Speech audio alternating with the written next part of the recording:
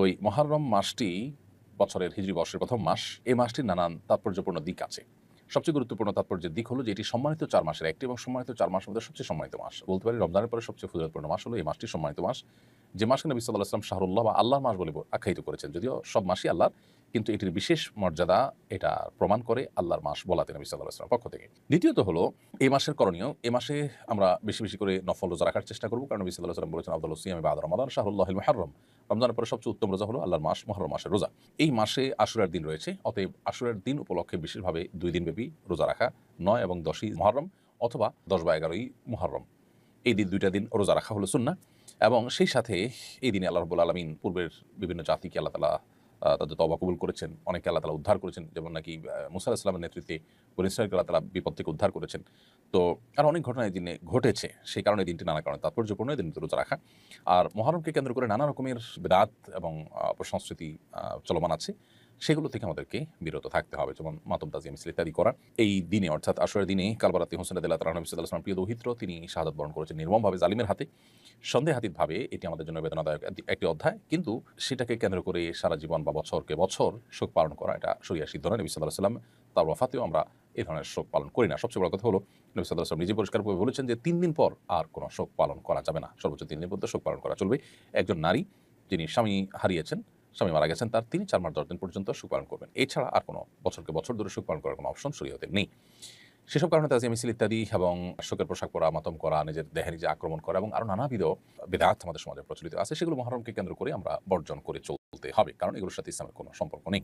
হিজরি নববর্ষকে স্বাগত জানিয়ে ২-১টি জায়গায় আনন্দ মিছিল হয়েছে। এ ব্যাপারে শরীয়ী কোনো নিষেধাজ্ঞা আছে কিনা? হিজরি নববর্ষকে স্বাগত জানিয়ে মিছিল করা এটা মূলত ইসলামিক কোনো কালচার না।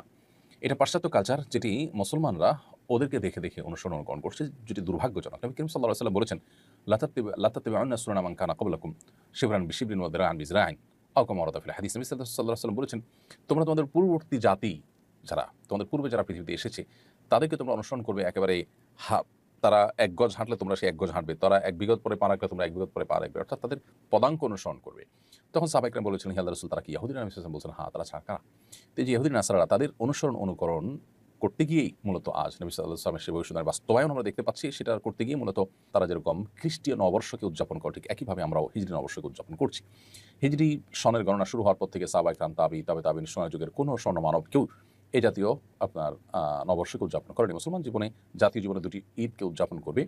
এর বাইরে এসব বর্ষবরণ বা বর্ষকেন্দ্রিক নববর্ষকেন্দ্রিক যে উদযাপন আছে, এগুলো অগ্নিপূজক এবং পেগানদের থেকে, প্রকৃতি পূজারী থেকে এসেছে এবং সেটা এখন ধারণ করে আছে পৃথিবীতে ইহুদি খ্রিস্টানরা। দুর্ভাগ্যজনকভাবে মুসলমানরা সেদিকে পা বাড়িয়েছে। তাদের নিজস্ব কালচার এবং সংস্কৃতি যা আছে সেটা তারা অনেকে ভুলে গেছেন। এজন্য এটা বর্জন করা উচিত। এটা আমাদের সংস্কৃতির সাথে সাংঘর্ষিক। কোনো জাতি যখন অন্য জাতির সংস্কৃতির মধ্যে নিজেদেরকে বিলীন করে ফেলে, তখন তাদের অস্তিত্ব সংকটের মধ্যে পড়ে এবং হুমকির মধ্যে পড়ে, তাদের স্বকীয়তা হারিয়ে যায়।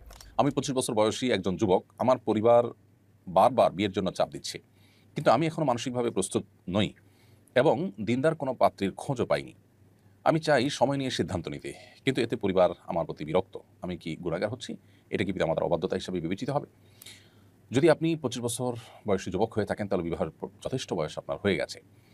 এমত অবস্থায় আপনার চরিত্র হেফাজতের জন্য বিবাহ করাটাই হলো শরিয়ার নির্দেশনা। সেক্ষেত্রে আপনার পরিবার যখন বিবাহের জন্য আপনাকে চাপ দিচ্ছেন, তাহলে সেটা শরিয়ার চাহিদা কি তারা বাস্তবায়ন করতে চাচ্ছেন, তাদের এই চাপ দেওয়াটা অযৌক্তিক নয়। এখন প্রশ্ন হলো যে আপনি এই মুহূর্তে বিবাহ করার জন্য শারীরিকভাবে প্রস্তুত কিনা? শরিয়ার দৃষ্টিকোণ থেকে মোহর এবং স্ত্রীর ডাল ভাত জোগাড় করার মতো অবস্থা থাকলেই আপনি বিবাহ করতে পারেন। বিশেষ করে যদি চরিত্র হেফাজত করাটা ডিফিকাল্ট হয়, যুগে সবার জন্য ডিফিকাল্ট, পরিবেশটাই অত্যন্ত চ্যালেঞ্জিং। তো এই পরিবেশে যদি আপনি বিবাহ করলে আপনার ঈমান, আমল, আপনার তাকওয়া, চরিত্র হেফাজত করতে সহজ হয়, তাহলে বিবাহ করাটা আপনার কর্তব্য। একদিকে আপনি উপযুক্ত বয়স হয়েছে আপনার, দ্বিতীয়ত হলো বাবা-মার নির্দেশ আছে, তৃতীয়ত হলো আপনার বিবাহের নিড আছে এবং চতুর্থত হলো আপনার সামর্থ্য আছে। তাহলে আপনার তাদের এই নির্দেশনাকে ডিনাই করাটা অন্যায়। হ্যাঁ, আপনি যদি উপযুক্ত পাত্রী খোঁজার জন্য যৌক্তিক সময় নেন, যে ২ মাস, ৪ মাস, ৬ মাস